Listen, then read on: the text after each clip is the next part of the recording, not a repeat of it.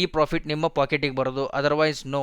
ನಿಮ್ಮ ಸ್ಕೋರ್ 15%ಗಿಂತ ಕೆಳಗಡೆ ಬರೋವರೆಗೂ ನಿಮಗೆ ವಿಡ್ರಾವಲ್ ಸಿಗೋದಿಲ್ಲ. ಒಂದು ಫಂಡೆಡ್ ಅಕೌಂಟ್ ಮೇಲೆ ವಿಡಿಯೋ ಮಾಡಿದ್ದೆ ನಾನು. ಸುಮಾರು ಜನ ವಿಡಿಯೋ ನೋಡಿಕೊಂಡು ನನ್ನ ಹತ್ರ ಡಿಸ್ಕಸ್ ಮಾಡಿದ್ರಿ, ನಾನು ಅಕೌಂಟ್ ತೊಗೊಂಡು ಟ್ರೇಡ್ ಸ್ಟಾರ್ಟ್ ಮಾಡ್ಕೋತೀನಿ ಅಂತ ಹೇಳಿ.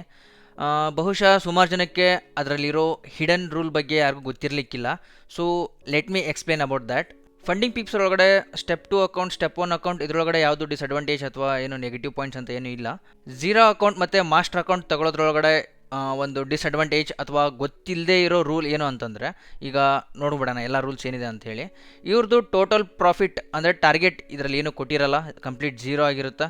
ಆಮೇಲೆ ಮ್ಯಾಕ್ಸಿಮಮ್ ಲಾಸ್ ಜಸ್ಟ್ ಬರೀ 5% ಮಾತ್ರ. ಅಂದರೆ $5,000 ಇರೋ ಅಕೌಂಟಿಗೆ $250 ಮಾತ್ರ ಕಳ್ಕೊಳ್ಳೋಕೆ ಸಾಧ್ಯ. ಇನ್ನು ಮ್ಯಾಕ್ಸಿಮಮ್ ಡೈಲಿ ಲಾಸ್ ಬಂದು 3% ಅಂದರೆ ಒಂದು ದಿನಕ್ಕೆ $150ಕ್ಕಿಂತ ಜಾಸ್ತಿ ಏನಾದರೂ ಲಾಸ್ ಆಯ್ತಪ್ಪ ಅಂದರೆ you are gone, account breach ಆಗುತ್ತೆ.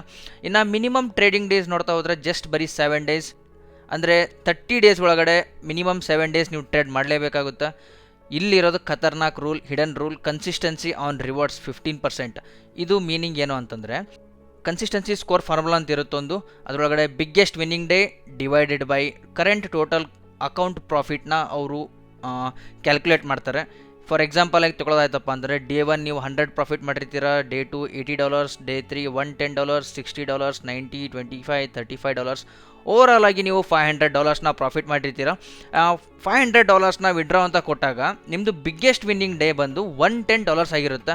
ಈ $110 ಡಿವೈಡೆಡ್ ಬೈ ನಿಮ್ಮ ಟೋಟಲ್ ಪ್ರಾಫಿಟ್ ಮಲ್ಟಿಪ್ಲೈಡ್ ಬೈ 100 ಮಾಡಿದರೆ ಅದು ಲೆಸ್ ದ್ಯಾನ್ 15% ಬರಬೇಕು. ಆವಾಗ ಮಾತ್ರ ನಿಮಗೆ ಈ ವಿಡ್ರಾವಲ್, ಈ ಪ್ರಾಫಿಟ್ ನಿಮ್ಮ ಪಾಕೆಟಿಗೆ ಬರೋದು, ಅದರ್ವೈಸ್ ನೋ.